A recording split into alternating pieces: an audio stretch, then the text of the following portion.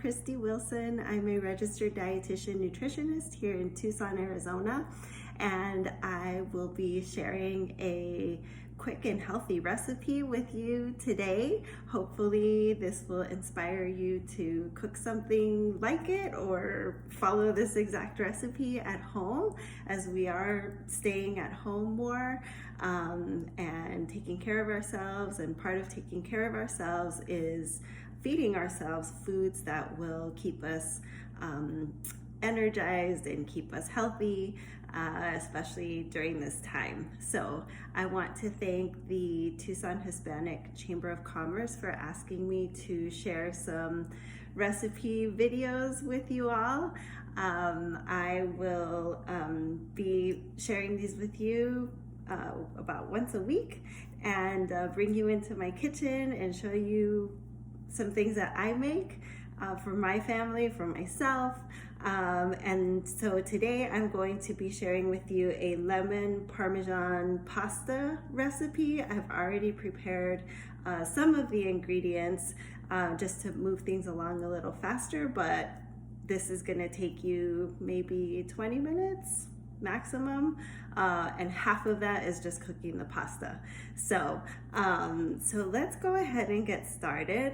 I have already prepared my pasta, and I used a whole wheat pasta. Use whatever you have. If you aren't too familiar with whole wheat pasta, the benefits of using something like this versus your regular white pasta, which is also fine, is that you're going to get mainly more fiber in your dish if you're using whole wheat versus white and enriched pasta. But I did have some examples here for you. Let me see if I can switch the camera. I guess not. So I'll just point the camera this way. So if you have regular white pasta, that's totally fine. You can use whatever shape that you'd like. The nice thing about the ones with little ridges is that the sauce will cling to it a little better versus it sliding off of like a regular sort of smoother pasta. Then we have this type of pasta. These are fun, especially if you have kids. You know, it's just fun to play around with the shapes. This is the one that I'm using today. That's already cooked up. It does take a little longer to cook, just by a couple minutes. I cooked mine in 13 minutes to be exact. It also depends how soft you want your pasta. You know, that's another thing too. So we've got our pasta already cooked up. I did save some of the pasta water. Now, one thing I would suggest is for you not to rinse your pasta. I think for some of us it's a habit, or maybe you know, your mom did it or whatever. But by just draining the pasta and not rinsing it with water, it kind of keeps it kind of sticky, so that, and that's the starch. And that way your sauce or whatever you're adding to it will cling to that pasta a little better. So we've got that done. So we're gonna make the little sauce. So this is pretty easy. So if you have, you know, any, you know, jar or a container that you can secure the lid on, use that rather than just sort of, I mean, you can't dump everything in the pot. That's totally fine. But we're going to do it this way. So we've got 2 tablespoons of fresh lemon juice. And it was basically half of this lemon was 2 tablespoons.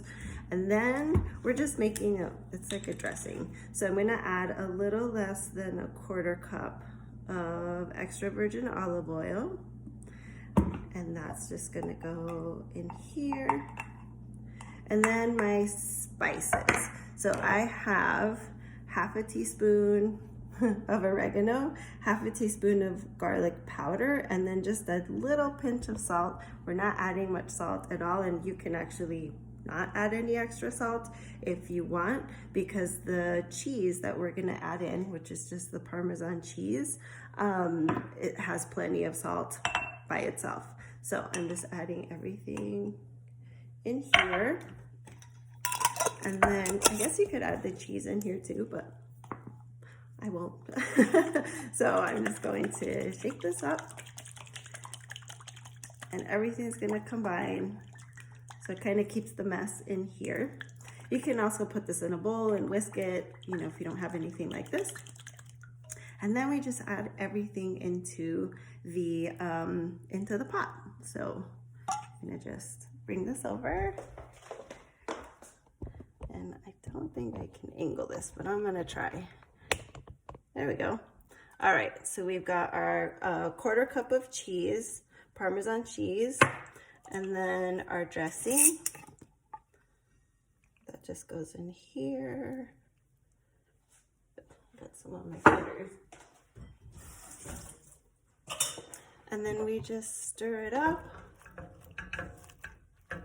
Oh, one thing I didn't grab was the fresh basil. If you have fresh basil, use that. It grows really well here in Tucson. You can use dried basil if you have that. And then the last thing I'm going to add in is our tomatoes. So I have these little guys. If you have one larger tomato, use that. I'm just dicing that up.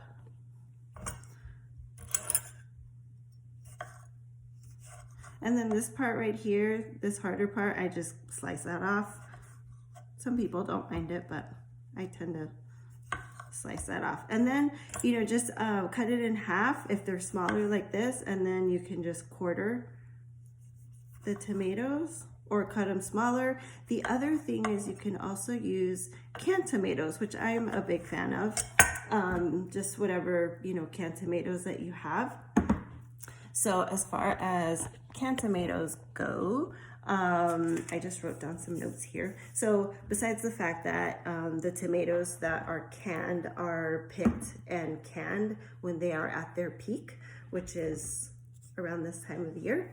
So it locks in that flavor, locks in that nutrition, including high vitamin C content, higher amounts than fresh of an antioxidant called lycopene, and that's good for sun protection, skin health, and it has anti-cancer properties as well.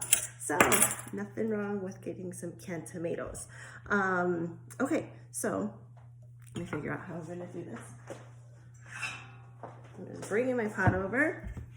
I'm going to just scoop these tomatoes right into my pot. And this is great alongside chicken, grilled chicken, or rotisserie chicken from the grocery store. Fish, it's really good with that. I forgot my basil, but anyway, I would add in some fresh basil to this. That gives it a nice pop of flavor, so really bright flavors with the lemon, with the basil, with the tomatoes. So my kids ate all this up yesterday and any leftovers that we had from lunch. So I hope that you enjoy this recipe. Just so you can take a look at what it looks like. Smells delicious. I mean, it smells great. It tastes delicious. But I will make sure that all this information is on my social media and my website, which is ChristyWilsonNutrition.com. ChristyWill74 is my Instagram, and I put a bunch of pictures and recipe ideas and stuff on there too. So thank you again, Tucson Hispanic Chamber of Commerce. Everybody stay safe and have a great weekend.